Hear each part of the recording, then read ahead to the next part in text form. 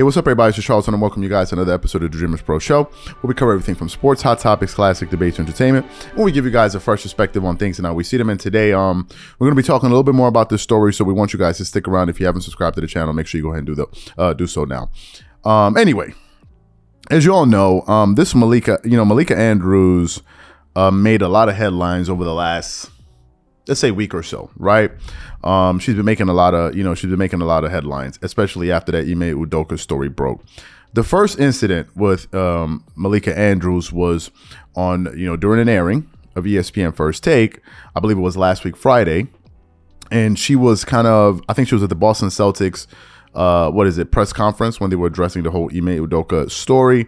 And I think she was hearing what Stephen A. Smith was saying on TV, and she firmly disagreed with his positions. And she came on the show and basically tried to sun him, tell him what he could say, he needs to stop, and all of these things. And Stephen A. Smith essentially shut her down. Right? She was talking to a guy twice her age on television as if she was talking to some little kid. So that was the first incident. Then she went at Kendrick Perkins when she brought on the show, and he had a different viewpoint from her, essentially cut him off and just threw him off there. And that was the end of it. And then subsequently, when the Boston Celtics announced the new interim head coach, Joe Mazzulla, for whatever reason, Malika Andrews basically put out his background, right, and some incidents that had occurred in the past. I think things that happened over 10 plus years ago. And my question at the time when we covered,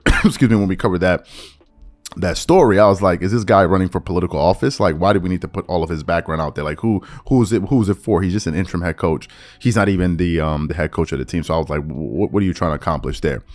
Well, as a result of all of this, it has caused a lot of people on the internet to start doing some of their own digging and some of their own research about Malika Andrews herself, right? Because, and this is what usually happens when you're constantly poking at someone, people get tired of it, and they're like, well, wait a minute, you're always poking at this person. Let's find out if you have something in your background that's worth discussing as well.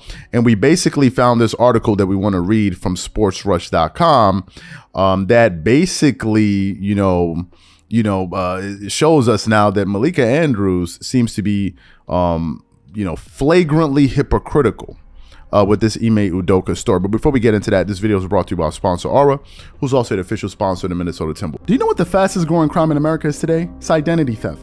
Imagine trying to log into your email only to see that your password has been changed. Then you start getting weird notifications from your bank and credit cards, only to find out that all of your personal and sensitive information has been totally compromised. If you think it can happen to you and your family, just know that in 2020, over 49 million Americans were victims to identity theft, costing them a combined $56 billion. That is why we are excited to partner with Aura, who's the sponsor of this video. Aura is the #1 identity theft and financial fraud protection.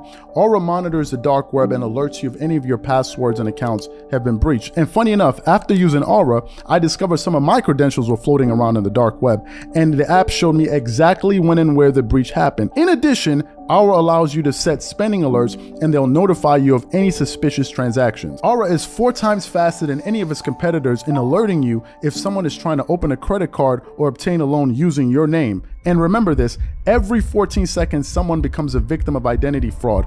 Don't let it happen to you. Now click the link in the description and try Aura for free for 2 weeks and see if any of you or your family's personal information has been compromised. Start your free trial at aura.com/dreamerspro. And when you try Aura, by using the link in the description below, also know that you're supporting this channel.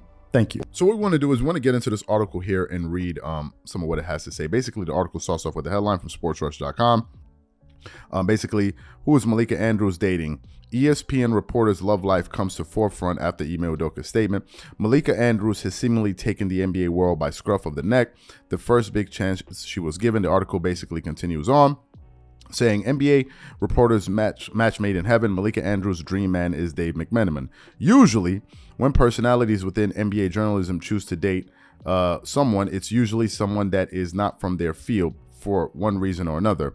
But not only has Malika Andrews done the exact opposite of the norm here, she has maximized its potential to the fullest. You see, Malika Andrews and famous Lakers and ESPN reporter Dave McMenamin have been reported to be dating. We must add that while these have been said to be from credible sources. So far, there has been no confirmation from the parties themselves just yet. So while this is likely to be true, nothing can be confirmed as of yet. So you heard what the article had to say here, and I think it's important that we say that this article is not, I mean, she has, as they said, she hasn't come out and said it, but you know, that's what a lot of sources are saying. So according to this article here, it seems like Malika Andrews is accusing Ime Udoka of something that she herself is doing. Ime Udoka is not being punished because, you know, he broke some crime, or he did something that's so egregious. Basically what he did was he's being punished for breaking a workplace policy. That is all it is. But the act itself of him having a relationship, or whatever you want to call it, with a colleague is essentially, according to this report, the exact same thing that Malika Andrews herself is doing here. And to me, and I think many others out there, this seems to be very, very hypocritical. How can you be getting angry about Ime Udoka, but then you are dating somebody that you work with? How does all of that work? Like, let's try to do the calculus here. Like, how does all of that work? Or are you telling me that Malika Andrews, that works for ESPN, has turned into a justice warrior for workplace policy at the Boston Celtics? Like, help me understand this. If the Boston Celtics did not have that policy in place, and instead they just had an incident, would Malika Andrews be out there talking about it? Would the Boston Celtics even be talking about it if it wasn't a policy in place? No, they wouldn't. So how can you be sitting up here sparking up for a policy at another company that you don't even work in? Meanwhile, you're critical of this guy, but you yourself, according to this article, allegedly is dating a coworker. How does all of this make sense? Please, like, this is what I think.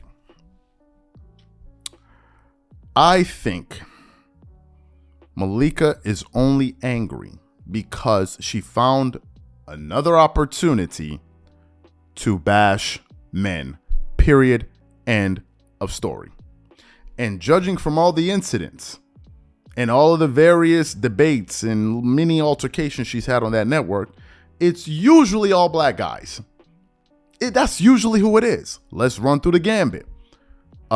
She's gone at it with who? Matt Barnes, talking to Matt Barnes about what it is like to be in the NBA as if she professionally played basketball in the NBA. You got Matt Barnes. You got Richard Jefferson. There was a segment where she was basically telling them what it's like to play in the NBA. Can you even imagine that? You have Richard Jefferson.